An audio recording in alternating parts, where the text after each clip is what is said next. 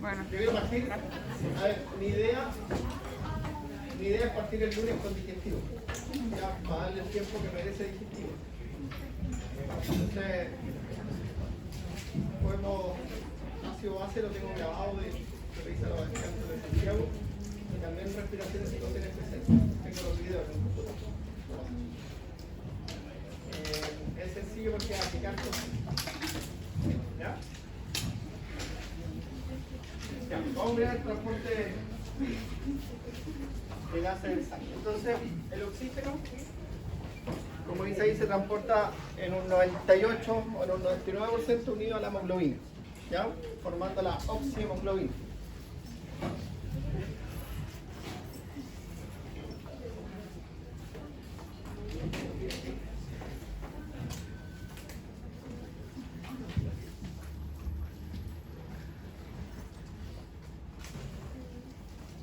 Entonces esto ocurre a nivel de los alvéolos. Ya el intercambio que conversamos, hay un transporte. Mira, hay algo que es bien interesante aquí. 105, 100. ¿Por qué cambió?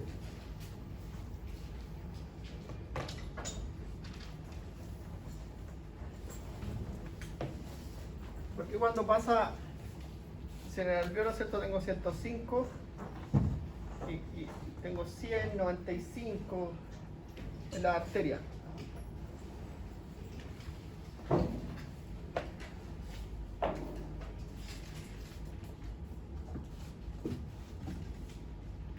qué creen ustedes? Que hay un cambio y se considera fisiológico, eso es un esquema fisiológico.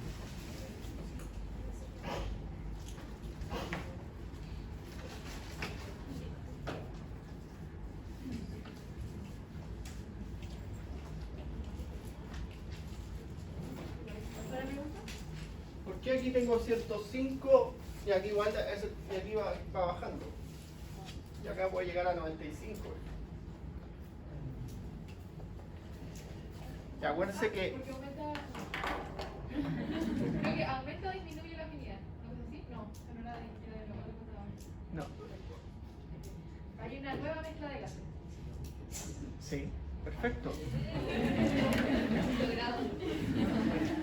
Hay una nueva mezcla de gases y acuérdense que hay alvéolos mal ventilados. Entonces hay alvéolos en que la sangre venosa va a pasar y se considera como que existe un 1 o un 2% de cortocircuito arteriovenoso. Cortocircuito arteriovenoso, 1 o 2%.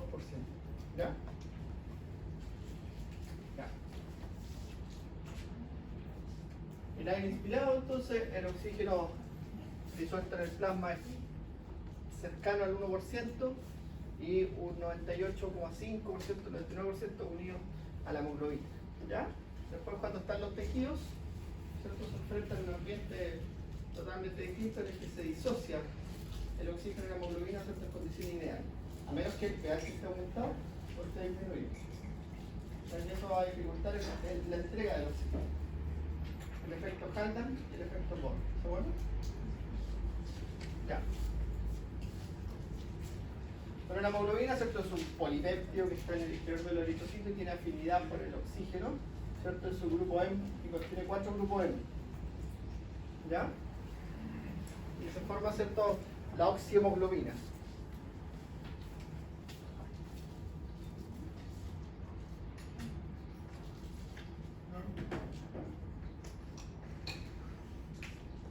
Y tenemos esta curva de saturación que la vamos a volver a mirar, la hemos visto tantas veces, ¿cierto? Ahí más sangre, ahí. Entonces, ahí tenemos, ¿cierto? La presión de oxígeno venosa entre 40 y 60 milímetros de mercurio. Y la presión de oxígeno arterial es entre 60 y 100 milímetros de mercurio. Y ahí eso condiciona entre 60 y 100, condiciona una saturación sobre el 95%. ¿Ya? Y la curva sigmoidea, por lo que decían ustedes, ¿cierto? Que a medida que se va uniendo el oxígeno va aumentando la afinidad por el oxígeno. ¿Ya? La hemoglobina es una proteína que tiene esa particularidad, pues, de cambiar su configuración. ¿Quién regula eso, los cambios de configuración de las proteínas? las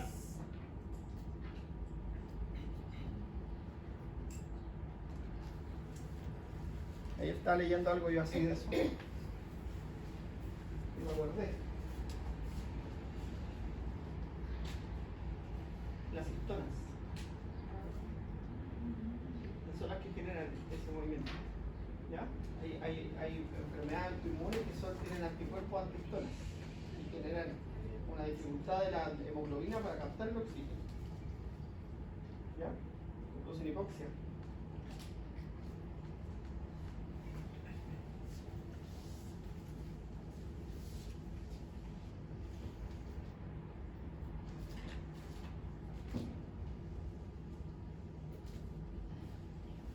Mioglobina, hemoglobina. ¿Cuál es la diferencia entre la mioglobina y la hemoglobina? ¿Por qué la curva así y así?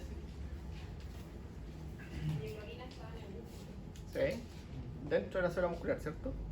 Pero ¿por qué tiene una curva distinta? El músculo necesita más irrigación. Está dentro del músculo. ¿Por qué tiene una curva?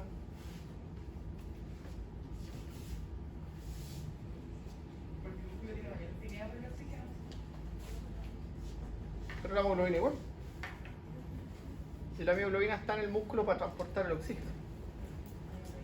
La diferencia es que la mioglobina tiene un átomo de fierro y la hemoglobina tiene 4. Esa es la diferencia. ¿Ya?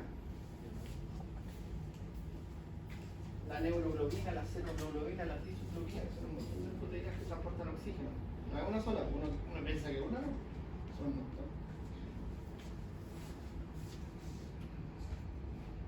Ya, y la curva se desplaza hacia la derecha y hacia la izquierda, dependiendo de variaciones, ¿cierto?, del pH, de la temperatura y de la concentración de gases. Derecha, en la acidosis. Izquierda, en la alcalosis. ¿Ya? Y eso, como le decía yo, pues este posicionamiento dificulta la entrega del oxígeno y esto dificulta la captación del oxígeno. Uno hace una línea hacia acá y uno se da cuenta que para lograr un mismo nivel de saturación, 70 por ejemplo, cuando la curva está desplazada, ¿cierto?, yo necesito mayor concentración de oxígeno. ¿Ya? Lo mismo. Creo que es el BPG. Porque lo único que yo creo que lo único que lo entendemos, porque el pH lo entiende, la temperatura lo entiende, ¿cierto? Y el CO2, pero el BPG. El bifosfoglicerato. ¿Qué es el bifosfoglicerato?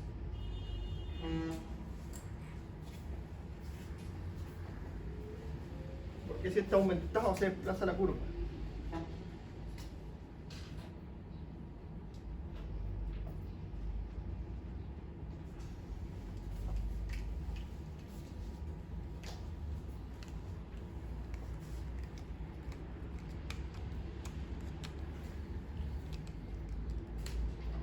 Es una molécula que se produce en el metabolismo anaeróbico de los eritrocitos. ¿Ya? Entonces el eritrocito también tiene menos oxígeno. ¿Ya? Se produce esta molécula más. Y eso afecta la afinidad de la hemoglobina por el oxígeno. ¿Ya? Entonces hay situaciones que pueden generar este cambio. Intoxicación con monóxido, déficit de oxígeno. ¿Ya? Entonces eso es importante. BPG.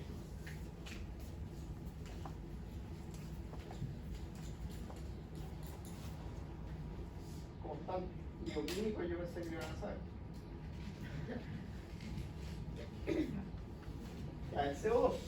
El CO2 se transporta en la sangre en un 70% como bicarbonato. Ya, entonces el eritrocito tiene en su interior anhidrasa carbónica. ¿Ya?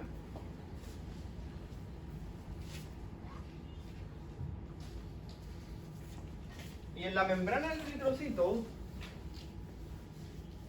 hay un intercambiador bicarbonato-cloruro. Entonces tienes tú el eritrocito, aquí adentro hay anhidrasa carbónica, ¿cierto? Aquí intercambiador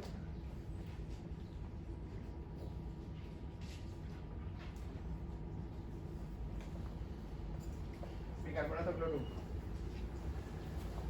Y ahí lo que hace la anhidasa carbónica, verán ustedes que es esta reacción. CO2 más agua es igual a ácido carbónico. Pero está en un medio básico, por lo tanto este se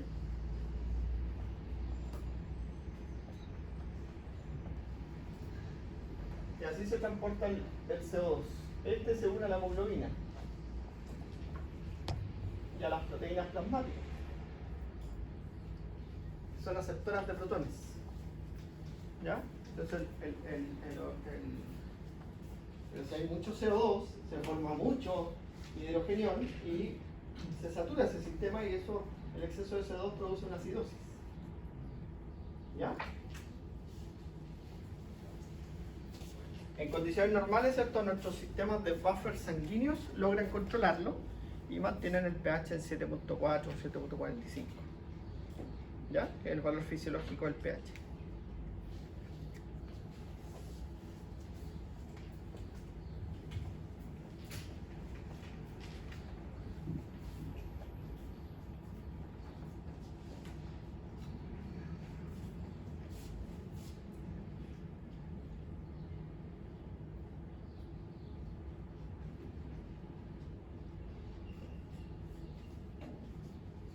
Entonces ahí mira, el CO2, ¿cierto?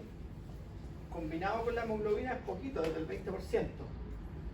El CO2 como bicarbonato es un 70%.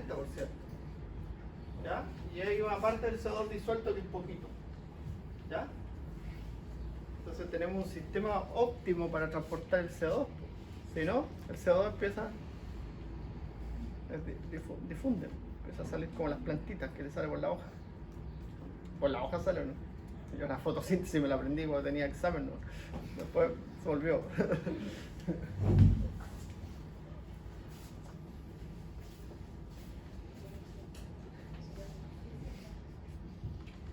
Con las plantas y la microbiología nunca me gustaron. Es terrible.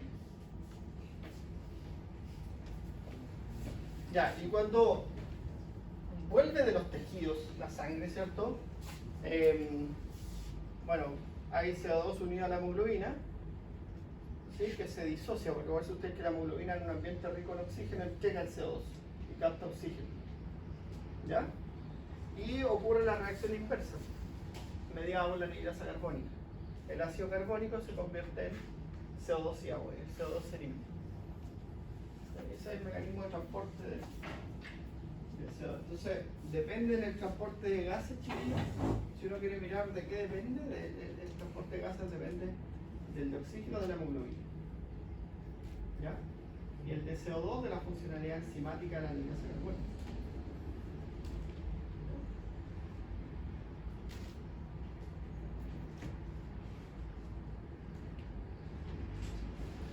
La anhidasa carbónica uno la mira, pero hay una serie de inhibidores de anhidasa carbónica. Se utilizan para distintos fines. La anhidasa carbónica tiene que ver con la, ya la hemos visto hasta el cansancio, la función renal, la función cerebral que hacía la anhidasa carbónica.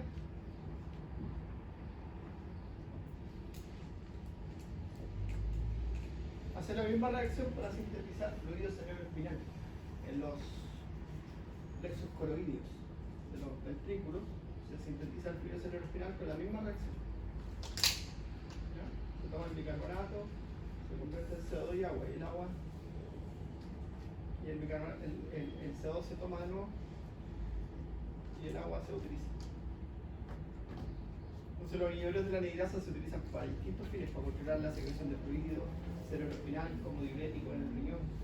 ¿Ya? Son formas que se ocupan. Por eso es importante saber qué hace la anhidasa. Yo le digo un inhibidor de la anhidasa carbónica. Si no sabe qué hace la anhidasa, estamos sonados. Ya, y ahí, ¿cierto? Está el bicarbonato que contribuye como buffer y el pH, ¿cierto? Que es regulado por la concentración de hidrogeniones y buffer. ¿Ya? Pero eso lo vamos a ver en el balance ácido-base. Eso son los que más los Esto es lo mismo el CO2, pero el ciclo de CO2. Ya, y llegamos a la última parte, control de la respiración. Ya en el control de la respiración nosotros tenemos un sistema de sensores que captan la concentración de oxígeno, el CO2 y el pH. Entonces son quimioreceptores, súper bien. Están ubicados ¿cierto? en el seno carotídeo principalmente. También hay algunos en el arco aórtico, pero los del seno carotídeo son los más importantes, porque son específicos. ¿Ya?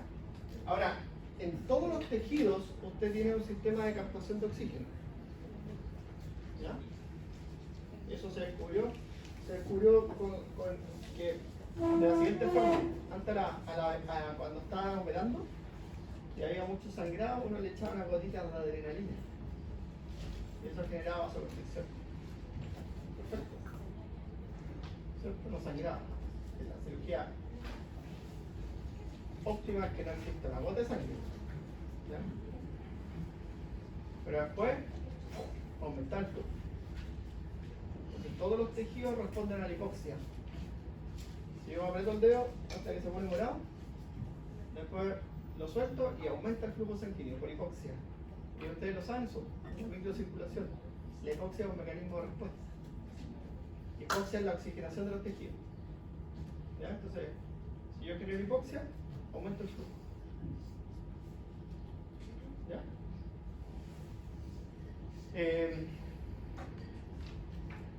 Entonces después se descubrió que todos los tejidos, pero estos que están acá, tienen la capacidad de modificar a los centros de la respiración y cambiar la ventilación.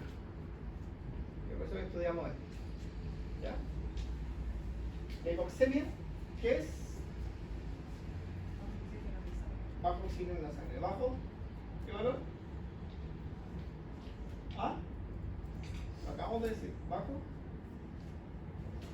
Hipoxemia. La presión arterial de oxígeno menos de 60 milímetros de mercurio. Parece que entre 60 y 100. ¿Ya? Y la hipoxia es la disminución de la concentración de oxígeno en los tejidos.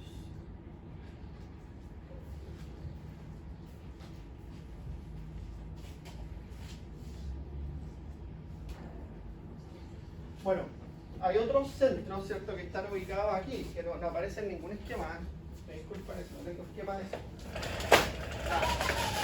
Tengo un esquema, pero es malo. Es más lo que enreda que otra cosa. Entonces aquí también hay sensores en el techo del cuarto ventrículo. ¿Ya? Y eso verifican también la concentración de hidrogeniones. ¿Ya? Entonces aquí en la barrera, entonces se ocurre la reacción pues, del CO2 más agua que forma ácido carbónico, ¿ya? Y se liberan hidrogeniones. Y esto, aquí hay sensores para hidrogeniones, ¿ya? Y estos de aquí, como los periféricos, mandan una señal al núcleo del tracto solitario, no se olviden nunca que es el intermediario, y esto, ¿cierto?, regula la actividad de los centros de la respiración que están ahí. ¿Ya? Tenemos un área rítmica que estamos ubicada en el puente, que controla el ritmo de la ventilación, y el centro amniótico y neumotáxico. ¿Ya? El centro neumotáxico, el centro amniótico, uno genera una señal excitatoria, es el centro neumotáxico, y el amniótico genera una señal inhibitoria. Entonces, funciona así, alguien lo estudió. El centro neumotáxico manda 3 impulsos y eso genera una inspiración. Cuando la inspiración es más larga, manda más impulsos. El centro amniótico manda la pausa. Entonces produce la pausa y la pausa produce la... Lo estudiaron porque hay una alteración que se llama apnea del sueño, ¿lo han escuchado? Tiene que ver con la disfunción de estos centros. Es normal. Es más frecuente en niños. Y hay factores de riesgo como dormir con cabecera y un montón de cuestiones. ¿Ya? Buenas medicaciones, entonces me dijo que decía que era normal que se daba ¿Cómo? Que la profe Carlos tenía que ver, era normal que los niños de la noche tuvieran episodios de apnea. Era patológico cuando tenían mal sueño, cuando están Claro. enfadados y no sé. ¿Cuántos afecta? Sí.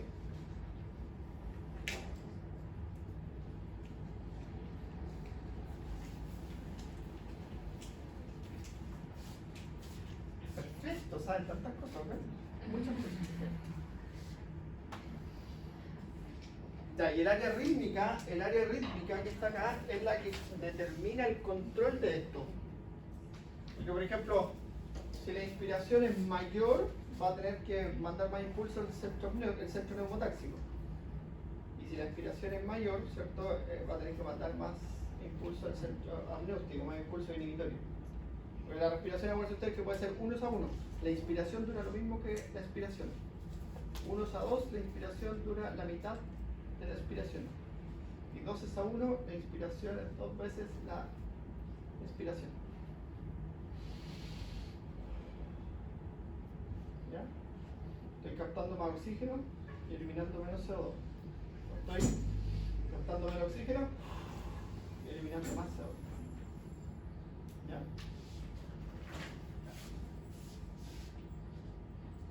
Bueno, sin duda que esto está influenciado, yo lo acabo de hacer aquí delante de ustedes, por la corteza. ¿Ya? Por la corteza. La corteza también puede regular esto, la actividad del centro neumotáxico y el centro amniótico. ¿Ya? Y generar cambios de la ventilación. ¿Y a quién le dan la señal? A los músculos de la respiración, que son neuronas motoras que nacen de los nervios espinales que controlan los músculos escalenos, los serratos, los intercostales externos e internos, el diafragma, que son los músculos de la respiración. O sea, eso es lo único que se hace aquí.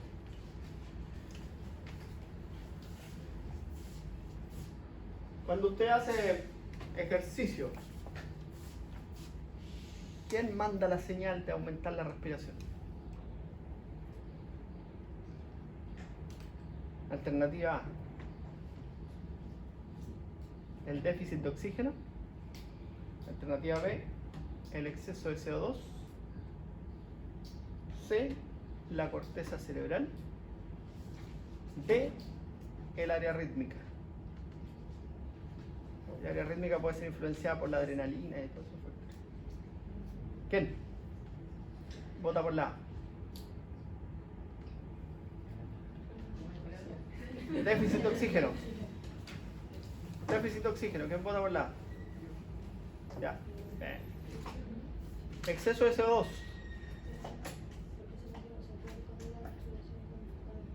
Corteza cerebral.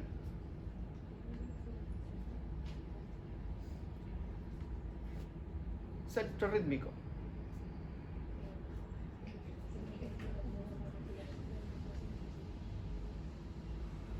¿Nadie? ¿Y los demás no? ¿Ah? Van a votar el domingo, ¿no? Tienen que ir a votar. Tienen que ir a votar. Ustedes dependen.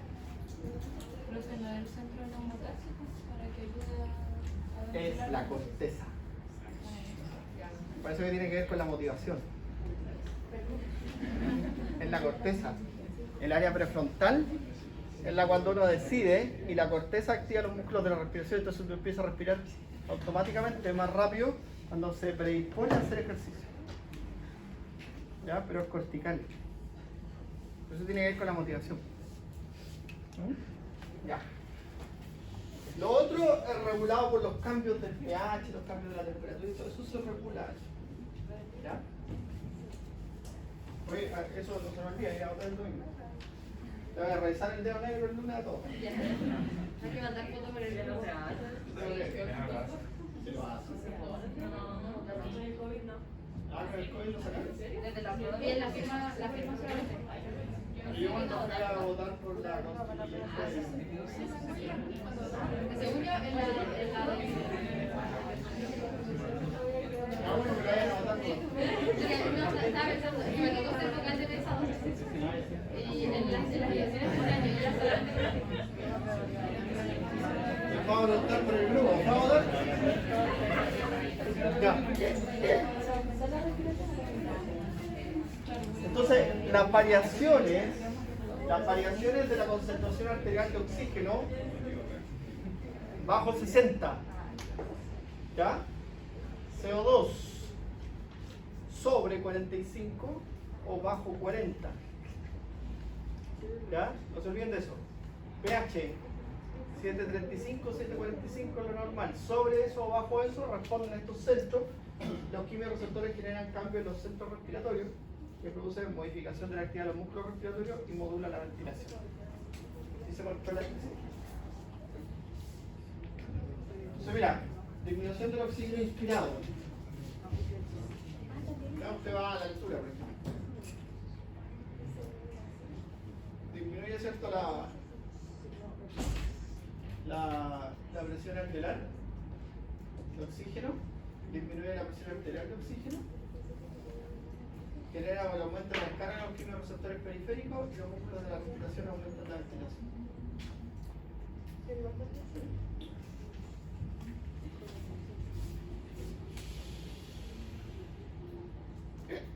Y el cerebro ahí te empieza a jugar malas pasadas.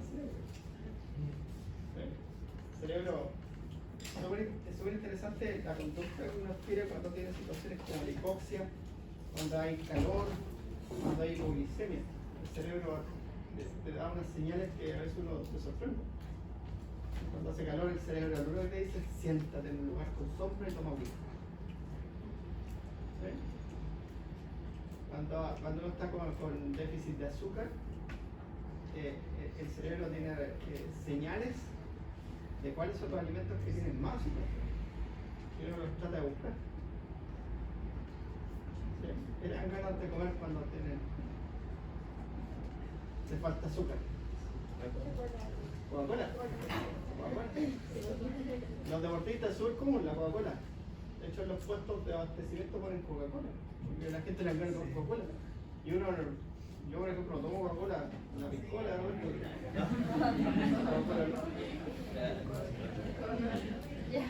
Coca-Cola sola no, se va. Y por ejemplo, la sal, el consumo de sal, cuando tú has sudado mucho y estás deshidratado, también eso te hace consumir sal, comidas saladas. ¿Sí? Comidas saladas, y el cerebro recuerda las comidas que son más saladas y te dan ganas de comer eso. Pizza, jamón serrano, cosas así. Es raro, es raro. Ya. Ahí para que ejerciten el cuello. Respirando aire que tiene una mezcla elevada de CO2 por contaminación. ¿Ya? Entonces eso es distinto porque cuando se genera un aumento del CO2 disminuye el pH. Entonces tu sistema lee el descenso del pH. Y eso no solo se lee en los quimiorreceptores periféricos, sino que se lee también a nivel central, como dice ese esquema. Entonces lo que está leyendo el sistema es el exceso de protones. ¿Ven? Eso está leyendo el sistema. Exceso de protones a nivel arterial, exceso de protones a nivel del fluido cerebroespinal. Y eso genera, ¿cierto?, una descarga que controla la respiración. ¿Ya? Ojo que, por ejemplo, todos los fármacos que actúan sobre el sistema nervioso central, que generan una disminución de la actividad del sistema nervioso central, afectan esto. Y el cerebro responde menos al CO2. Y eso es grave. Porque se puede producir aumento de la concentración de CO2 en la sangre y eso produce vasodilatación cerebral. ¿Cómo era visto los fármacos que hacen qué? Todos los que deprimen el sistema nervioso central, ¿ya? Hacen que tu cerebro responda menos al CO2. También la intoxicación alcohólica, la intoxicación por cannabis también produce lo mismo. Entonces, genera, ¿cierto?, que tu cerebro responde menos al CO2. Y eso es peligroso porque produce vasodilatación cerebral y aumenta la presión intracraniana. Y si tú tienes riesgo de aneurisma, estamos en graves problemas. ¿Ya? ¿A qué se refiere que tenga menos, o sea, que el CO2? Que no va a responder a los 45 minutos de mercurio de CO2, va a responder a los 60. Normalmente a los 60. Entonces va a dejar que el CO2 se concentre en tu sangre. y eso genera vasodilatación. ¿Ya? Y la vasodilatación produce como mecanismo de respuesta taquicardia. Taquicardia. Y eso es peligroso, es súper peligroso. Súper peligroso. Tengan cuidado con eso. Ustedes son jóvenes, pueden fumar algo, pueden tomar algo, es normal. Eso le digo a mi hija siempre, no estar peleando de cosas. Lo conversamos, lo discutimos y no estar peleando de cosas que el papá hizo, así que lo pase bien, si hay que pasarlo bien en la vida. Pero hay que controlarlo, porque el alcohol es peligroso en exceso y las drogas también son peligrosas en exceso. O sea, lo ideal es no consumir, pero son peligrosas en exceso. La marihuana produce depresión central y el consumo crónico produce enfermedad metabólica, está comprobadísimo, ahora que está legalizada en todas partes. Produce enfermedad metabólica, más riesgo de diabetes, más riesgo de hipertensión, más riesgo de enfermedad vascular. Porque empieza a aumentar la palatabilidad de los alimentos, terminas comiendo más. Pero el agudo produce depresión respiratoria grave.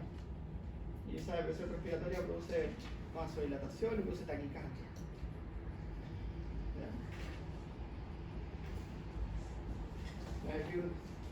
Yo me gusta la música y una vez era de Who, un grupo que me gusta.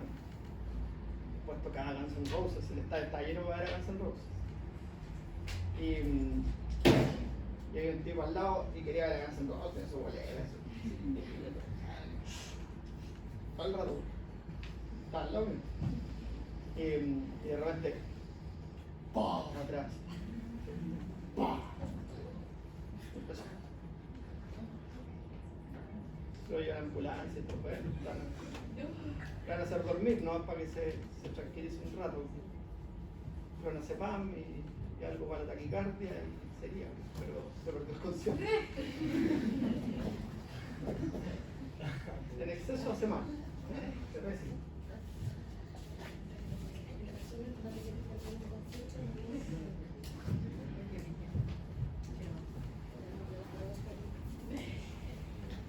Ya. Hipoventilación.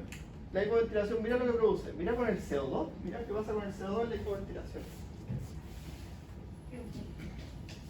Cambia el volumen minuto, ¿cierto? A 2 litros. O sea, cayó la ventilación alveolar minuto, ¿cierto? A la mitad. Porque aproximadamente 5 litros. ¿Sí? Y el CO2, mira. Ya, el CO2 aumenta. En la hiperventilación, ¿cierto? Cae el CO2. Ahora, ambas son peligrosas. Ambas son peligrosas porque esta produce vasodilatación y esta produce vasoconstricción. ¿Ya? Y el parámetro más importante del control de la función respiratoria es el CO2, por lejos. Porque es el más crítico. ¿Ya? El más crítico.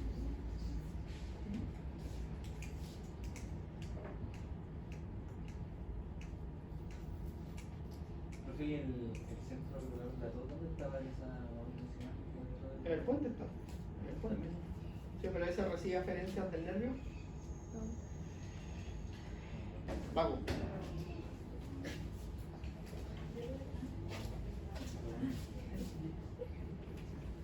Ya, y eso es esto lo mismo. ¿Ya? Se acabó.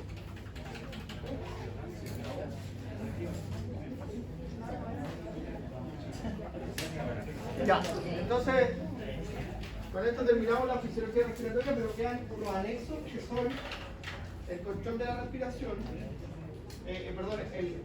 la adaptación a respiración, de la respiración en situaciones especiales, ¿ya? Y ácido base, es súper importante, ¿ya?